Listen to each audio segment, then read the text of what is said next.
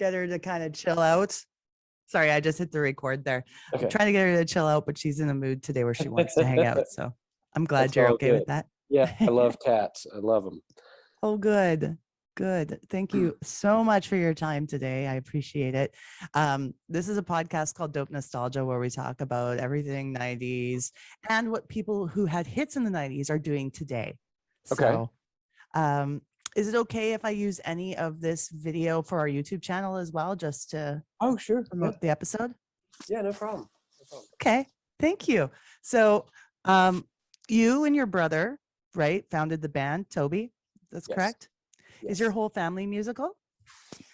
Yeah, definitely. Our parents are like what we would call legit singers. Like they actually got through college on vocal scholarship, so they're like the real thing. We just sing because we couldn't find a lead singer. So they're like real singers.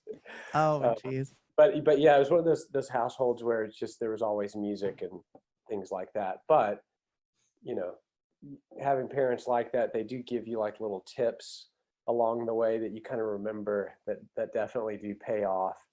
So that's cool. Very much so. The very beginning with the release of your debut album, 11th Song, what was the meaning behind that album and how did that come into, what was the journey like to create it? Well, so that was, kind of the beginnings of our foray into indie band existence, because everybody around us in kind of the Dallas and Denton area, everybody was just doing things. So if you wanted to make a record, well, you just went and made a record. You just found a way. And so we found this studio that was run by this guy named Eric Delegard. He's still making records in Denton. And anyway, we just got some money together and went and made a record. And it's called the 11th Song because there's an 11th track on there that doesn't have a title. And so that's there's no deep meaning behind it. And we still to this day have never named that song, but that's our 15-minute like space epic that we sometimes close concerts with. So, but that's just what you did. And I was just amazed by that because, we came from the Houston area and there wasn't a music scene like that. But in the Denton, Dallas, Fort Worth area, everything was just DIY and you just did stuff. And so that was amazing to even get to do that. So, yeah. So you're originally from Houston instead? I thought it was maybe in like the Dallas area. No, where you guys were from. Toby and I grew up in Huntsville, which is just north of Houston. John is from Austin.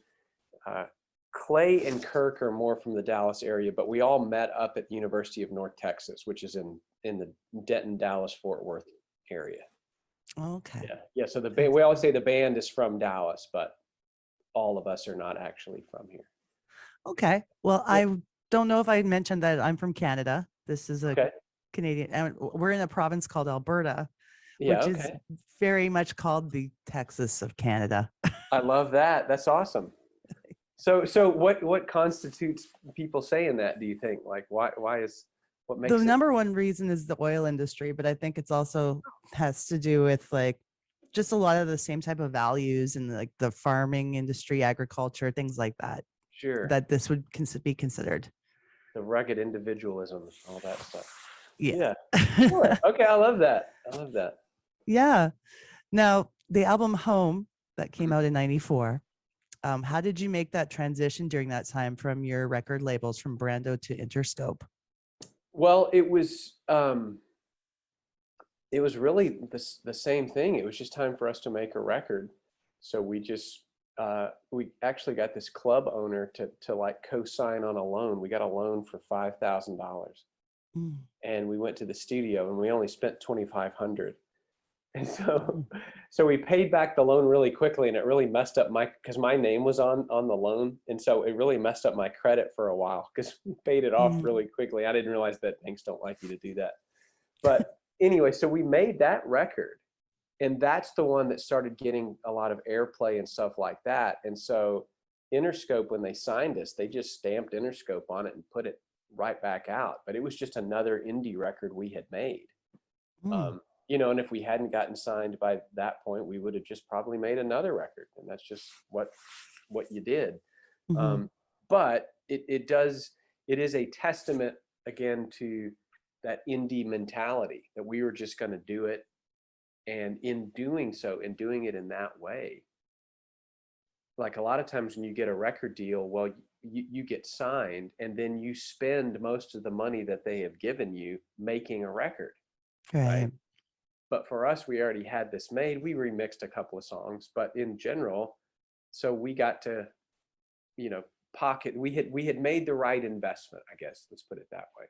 And so it Mm-hmm. really paid off for us. But yeah, that little record, just another little indie record, took us all around the world lots of times, and so that was pretty cool.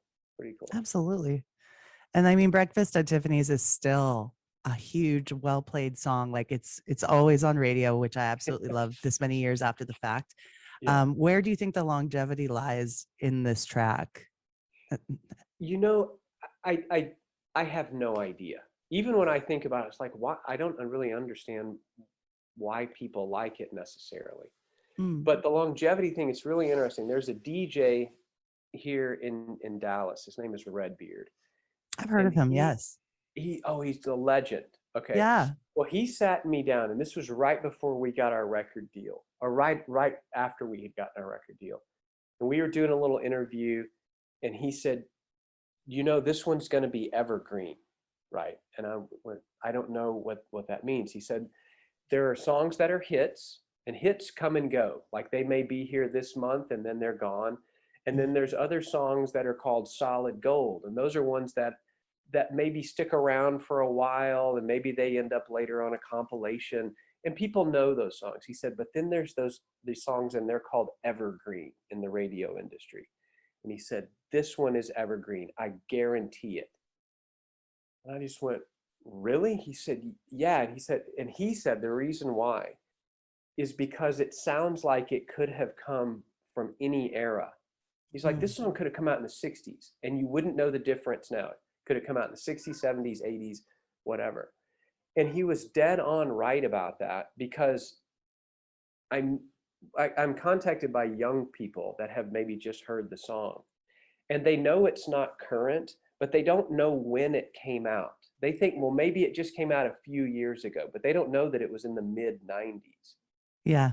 And so that was the one guy that, man, he was dead on. And that's why he is who he is, because he understands music. But yeah, he totally called it. It was amazing. It's the timeless quality, not only from the 90s forward, but I thought it was interesting that he said even back to the 60s that it could have been. Yeah. It's just wild. But in a way, like my first music that I heard when I was a kid that I think really ingrained in my brain was a lot of that 60s stuff. So maybe somehow it wound its way in there. I have no idea. What were you listening to?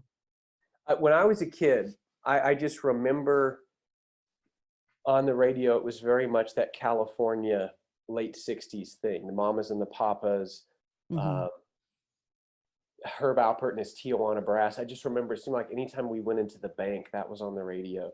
The Beach Boys, a lot of that kind of stuff. And so it was that late 60s thing. I remember hearing The Door, Light My Fire on the radio when I was a little kid. My mom had left me in the car to go into the bank, because you did that back then. Just turn the radio on, leave the kid in the car. But totally. I remember hearing this magical song, and it was Light My Fire, and trying to explain to my mom, because it had these classical elements, but everything was that late 60s California sound.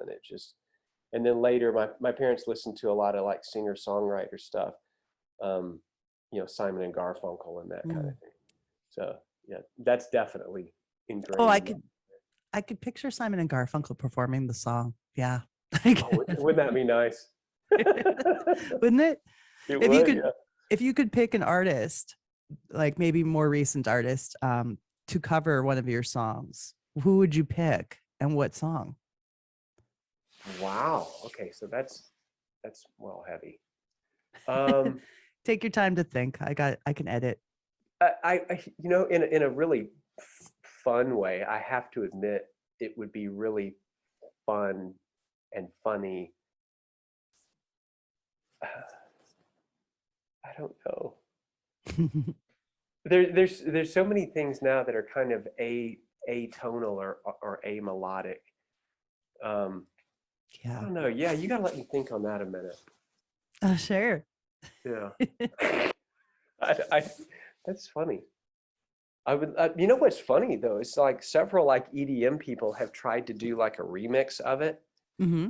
because when you first hear it, you think the beats are very straight, but most of the words and stuff are actually on upbeats, and so Ah, it doesn't work. Like it so far, the formula has not been cracked to turn it into like an EDM song.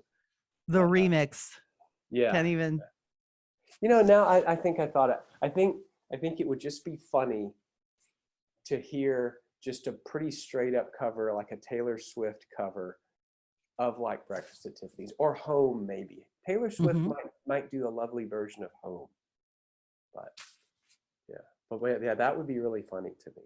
Good I choice. gotta admit, she's very talented. She's, you know, and at least she plays an instrument and writes her own songs and stuff. So I do definitely respect that. It's the writing that gets me with her. Like Yeah. I think that's where my respect lies because Yep. she's a fantastic writer. Yeah. Now, now, does it ever get old playing the same big hit all the time, every show? No, never, Yeah. never. Um, eh, I don't agree with those bands that give you that. We don't play that one anymore. What's that about? Because I remember I was a big Depeche Mode fan, and Mm. forever Depeche Mode always played "Just Can't Get Enough." Even if they've just released a very dark album, they would still come out and they would still play "Just Can't Get Enough." I think as time went on, maybe they don't anymore or they hadn't recently, but forever and ever they always did, and it was always fun. And you Mm. want, it's like the Cure playing "Boys Don't Cry." Well, they've got a billion songs to choose from, but they acknowledge that's the one that got it started. Now for us, we kind of have to play it. I Yeah. think people would be really, really, it's like, well, you know, it's To the be really the one, choked. it's the one song that we know, so it, you know, you got to play it. But it's always fun, and people always sing it. You know, it's probably the most fun when you're in a completely different country and everybody's singing it back to you in English. That's the coolest. But just people singing Very. along and having fun. Hopefully not. For whatever reason, it makes people fight. There's always like a fight that breaks out. I don't know if it's maybe it's because it's that Wow. time of the evening, but even going back to our early days, it was like, here it comes, and there would be a fight, and just something would break out. I don't know, but All the rowdiness thankfully, came out. that's right, that's right. But thankfully, like our crowd's older now, and they don't fight as much, but it's still fun. A little more chill. Right. Where did you get to travel during that time to play? That Oh really. man, all over the world. We spent a lot of time in Europe, but you know, we got to play in China, uh, Jakarta, Mm. Taiwan. I mean, all over the Far East. That was the most eye-opening part of things. We didn't get to go at the time to South America, and I wish we had had the opportunity, but there was just things were really dangerous at the time there, and Yeah. so we didn't get to do that. But everywhere else, you know, we never made it. We didn't make it to Iceland, even though we went number 2 there, but we still never been to Iceland. So Hmm. that's something Well, maybe I hope we can get to at some point. absolutely. What was one of your most memorable performances, whether it be a live show or on television? Some one that stands out to you? Um, there, there were a lot of funny TV performances, because we had never had the experience of lip syncing before. And so our first time doing it, we were in Manila, and there was this very sort of, because sometimes people get really artsy, like with television performances. And so while we were playing, there were all these women sort of dressed like cats, you know, like lions and leopards and stuff, and they were sort of Nice. writhing and dancing around us. Huh. And that part was weird. But it was also weird that we were in this big theater, this television studio, and it was one of the only buildings we had been in that day that was air conditioned. And so there were lots of people in there just because it was air conditioned, but they weren't like clapping. So all the clapping, all the applause was fake because and there's just people just kind of sitting there just because it was blistering hot outside. So we've got the cat people, we've got the people in the audience that aren't making noise, and yet there's lots of crowd noise. And because we are lip syncing, Clay, who is beside me, has tuned his guitar into this crazy, horrible tuning. And he is screaming out of key because he knows only I can hear this. It's not going out to the TV land. They're just hearing the track. And I can't hold it together because Clay's insane anyway. But I, because I'm having to try to make it look like I'm singing the words. That was one of the funniest things I've ever been involved in. I almost didn't make it. And every time I think about it, it makes me smile. But yeah, I was asking Toby, did you see what Clay was doing? He was like, no, I had cat women writhing around my feet. I didn't see any of, what are you talking about? There were chickens running around backstage. I don't know how you kept it together at all. It was a wild day, but yeah, good old Clay. Please count on him to do something nuts. That was good. That was a good. I wonder if you can find this on YouTube. I would love to. I would love to find this. I don't even know how to look for it, but that would be funny to see. I will take a look. Whatever I'm describing, I promise what you're picturing in your head, it was 1,000 times weirder than what you're picturing. I'll take a look, and if I find the link, I'll email it to you. Okay, I'd love to. I'm pretty sure it was in Manila, if that helps. Okay. 80% sure. Who did you get to meet during that time? Who was a big influence on you?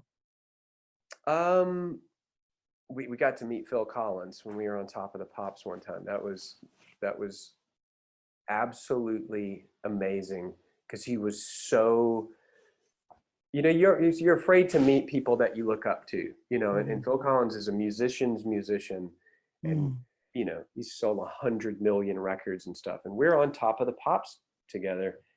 And I had almost physically bumped into him because I was out in the hallway looking at pictures, because it's in the BBC they just have pictures on the wall, and so I'm just kind of working my way down the hall, and I noticed that there's this other guy kind of working his way down the opposite way, and we kind of meet in the middle, and it was Phil Collins, and I just was, hey.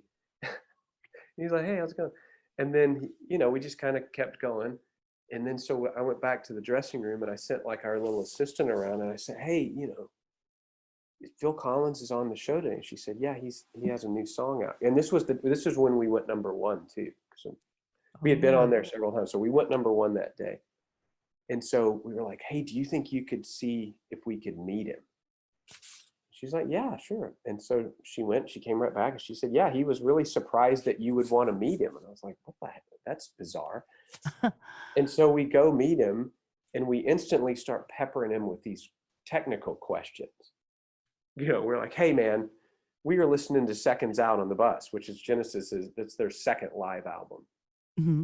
And I was like, did you do any overdubs? He was like, why were you listening to Seconds Out? What are you talking about? He was like, dude, like we're fans, like serious, and there's some complicated stuff on there. How, everybody usually has to fix stuff on live album. He said, no, that nothing was overdubbed. It was a purely live album, with the exception, he said, we had this 12-string guitar, and anytime it was being played, there was this horrible buzz, and we couldn't leave it. We had to fix it. So he said, any song that has a 12-string, we fix that. But he was just having this conversation with us and telling us all this stuff. I was just amazed. But he was like, we had known him forever. And then, and then we had this magic moment. We were like, hey, we're going to go grab dinner after this. Would you want to go with us? And he said, oh no, I've got to fly my helicopter back to Switzerland. And we're like, oh, right. Because you're Phil Collins and we're just this band. So, okay, cool. Yeah, good luck on that. That was awesome. But he was so nice. He probably loved your questions. He was something refreshing. Tell you one thing, I could tell he was genuinely confused and surprised. Mm-hmm. But we needed to know those answers. It was good. That's a good story. Loved it. He was nice. Tell me about your solo album, Taurus Petals, in 2008. I've done a couple of them. Yeah, that was my first one, and it was just during. I don't know. Toby had done a couple of side projects, so I just kind of kept thinking, well, I should do something, and it took me forever. Like I would start and stop because when you have a sound in your head and it's not like coming through the speakers, I put it off, and then there's this one day where I sat down to kind of do something, and I heard the sound back that I wanted to hear. And then I just kept going and made the whole record. So on that particular one, I play all the instruments with the exception of the drums. I have a couple of friends and I got them to play drums for it. And I like it. I think it turned out really well. I got to do things, that I wouldn't normally do in the band. Although the whole time I kept thinking it would be so much easier if I could just bounce this off of other people. It's like all the things you hate about being in a band sometimes are the things that you really want when you're making a solo record. Yeah. You want those little arguments, or just want someone to go, well, hey, this one kind of sucks, or why is this one part so long, or anything like that. So I just made it totally by myself, engineered it, mixed it, all that stuff. And then the second solo record is just me. I programmed it. Have I done 3 records? Oh yeah, I did I did 2 EPs. That's what it was. But yeah, each time, like the third one was actually supposed to be a Deep Blue Something recording, and we were having trouble communicating.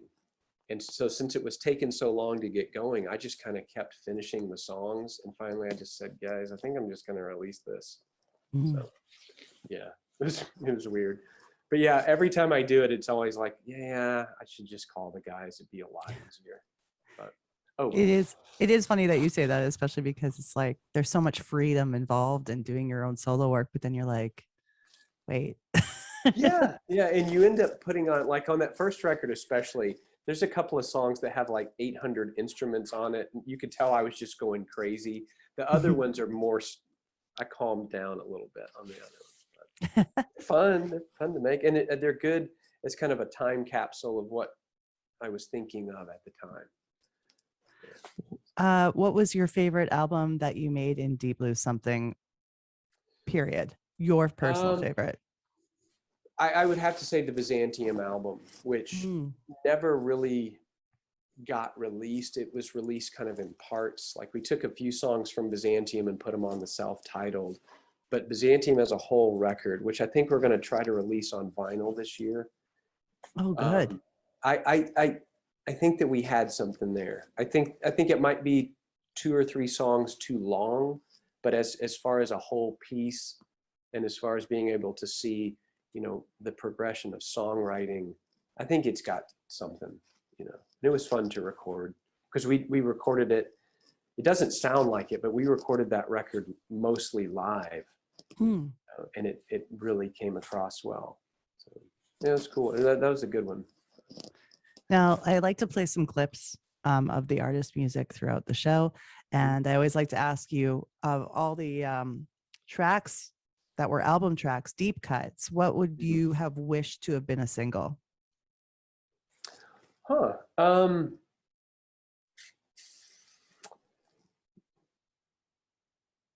I don't know about being a single necessarily. I'm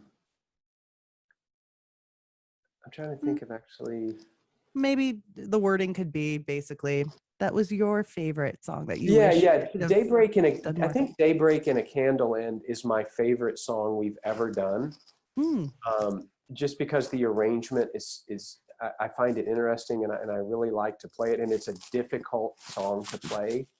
I think that one maybe is where we really kind of show that our Rush influence, which when people see us live a lot, they're like, y'all are way into Rush, aren't you? And you're like, yes, we are. As much as we love we love the Cure and the Smiths and stuff, and we do.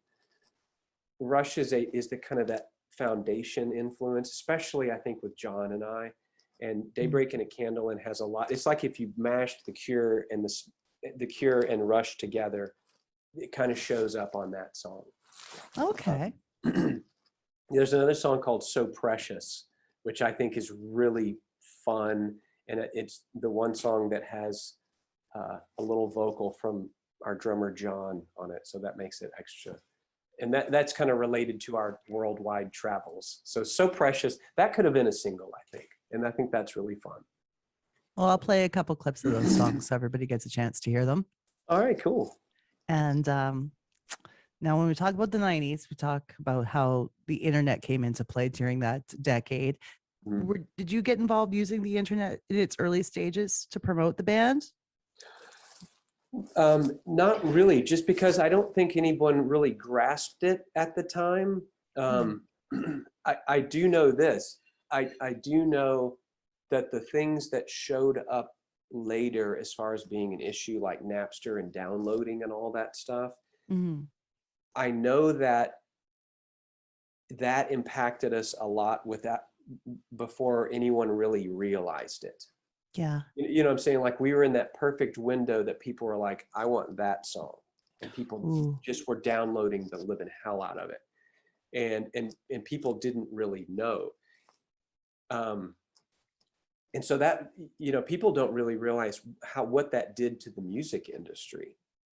All they think about, somehow they always tie the whole Napster thing to Lars from Metallica complaining, and everybody thinking, well, he's a millionaire, why is he complaining? And you're like, well, no, I hate to say it, but Lars was right. Like, it costs bands a lot of money to make records.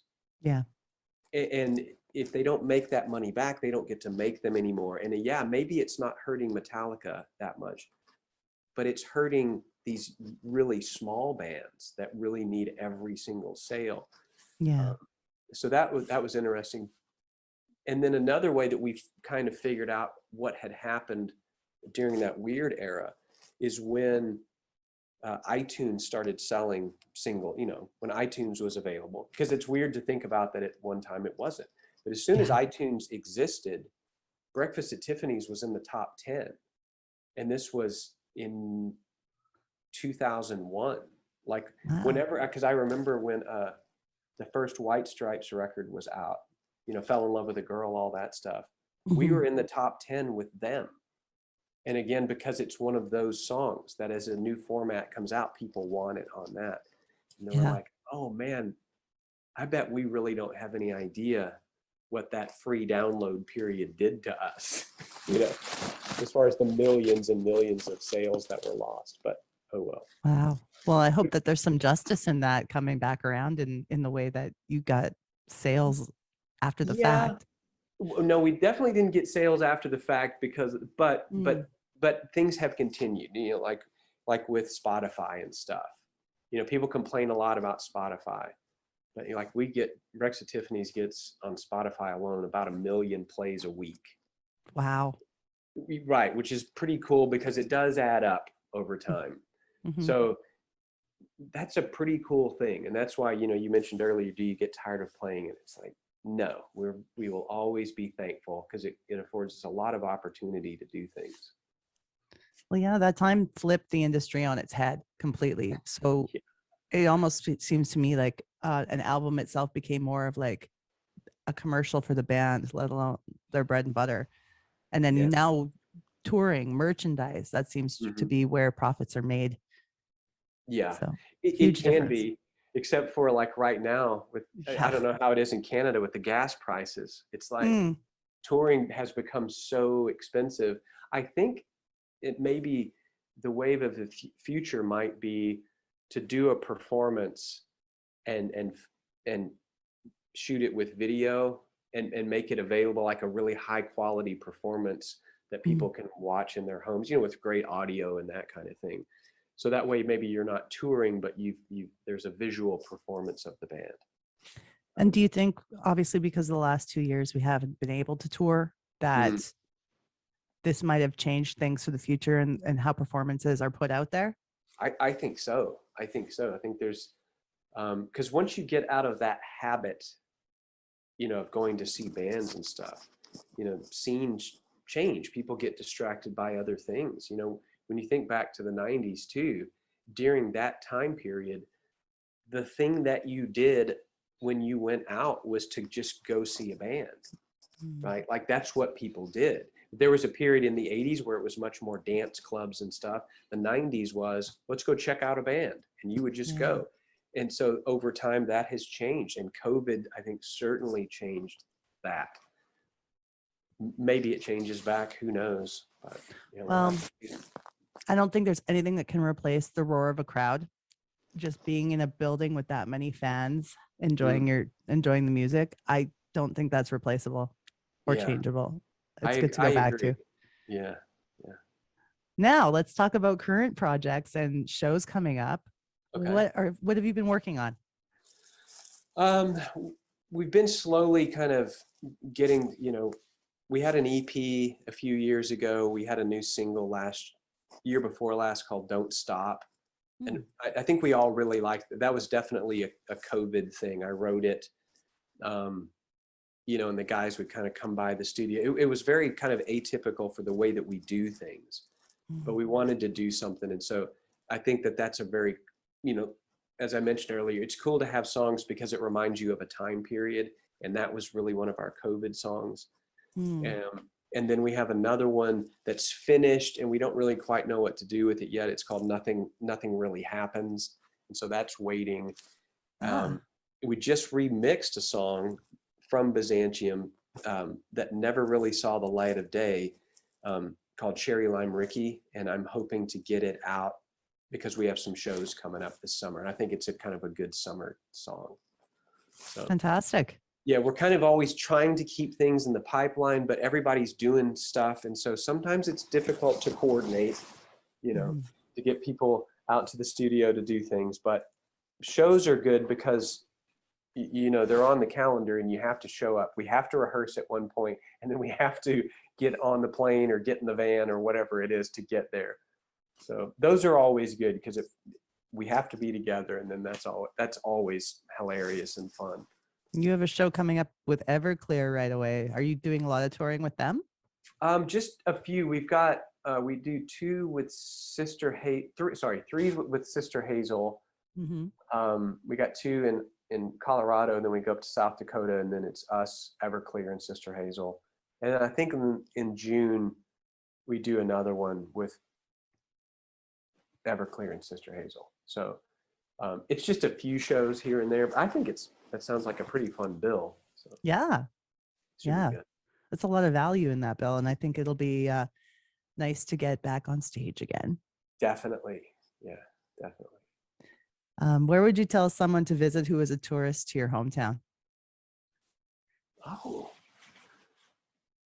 that's fantastic. Oh, I would say if you're coming to the Dallas area, I would more than anything say don't miss out on Fort Worth. Everybody visits Dallas, and Dallas is great. It's very pretty, and everybody knows Dallas. But Fort Worth is sort of the uncovered gem, right? It has great architecture. It's a little bit more condensed and stuff. So just going to Fort Worth and hitting a few of the restaurants and stuff, and just walking around kind of, the main pedestrian thoroughfare and stuff, kind of the downtown area of Fort Worth. Gotta go there. I gotta find good barbecue. Now listen, that's one thing that you can throw a rock and hit great barbecue. It's nice. It is everywhere. Everyone argues. Like I'm thinking, I live in this very small little area in between Dallas and Fort Worth. There's 3 or 4 fantastic barbecue places just in this town. Yeah. And everyone trust me, there's plenty. The only time so far I've been to Dallas was at the airport on a layover, and I was looking for barbecue in the airport. I was just like, I need to find some. Did you? So you didn't find any? There's got to be some there by now. Was that a while back? That was probably, where was I going? I was actually going to see the band Extreme in Chicago. Okay. Yeah. And my layover was in Dallas. So I would say this was about 6 years ago.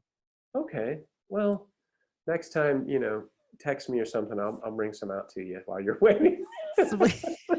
I'll just come maybe actually visit Fort Worth and check it out. There you go. You got to. It's great.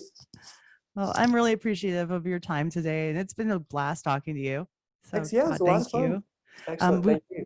we like to wrap things up by asking people what food, clothing item, toy, etc. Doesn't matter what it is, but what do those items make you nostalgic for the 90s? Pogs. Did you have Pogs in Canada? Yes. Okay. I didn't really understand it, but I knew that kids liked it. Mm-hmm. And it seemed kind of like a fun thing. Like I goofed around with some Pogs. What Mm-hmm. happened to them? Like why would they come and go so violently? But when I think of that, I think of I think of jeans that were slightly baggier than they needed to be. Not to the point that they got really crazy later, but slightly baggy jeans, Mm-hmm. a t-shirt with a necklace. We all wore necklaces. Yeah. And then people playing Pogs. Yeah. I love that. That We was were as literally 90s as you can get. talking about Pogs the other day and why they never came back yet. But I was thinking of making business cards out of Pogs. That is genius. I love that. Yeah. That's really cool. Yeah. I'd be down with that. But yeah. So this episode should be out in a couple of weeks. Okay. I'll tag you in the social media and everything so that you know when that's going to be. And yeah, Sounds good. Been a blast. Thanks so much, Todd. I appreciate it. Yeah, thank you. No problem. All right. You have a wonderful rest of your day. Okay, see ya. Bye. Bye.